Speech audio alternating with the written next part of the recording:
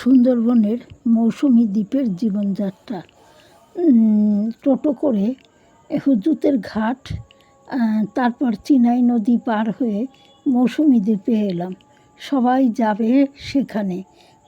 কুসুমতলায় হুজুতের ঘাটে এলাম। শুটকি মাছ বস্তা বস্তা যাবে নানা জায়গায়। গ্রামের ভেতরের দিকে যাচ্ছি। মাটির বাড়ি, খড়ের ছাউনি, পাশে পুকুর। মৌসুমী দ্বীপের অনেক মানুষ বেশ ভালো আছে। এখানে পিকনিক স্পট আছে।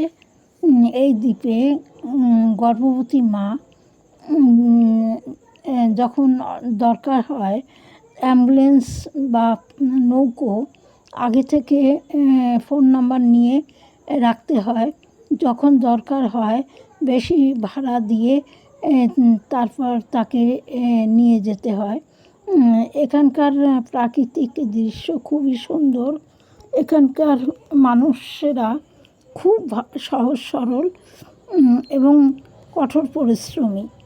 আর এখানকার পরিবেশ ভীষণ সুন্দর।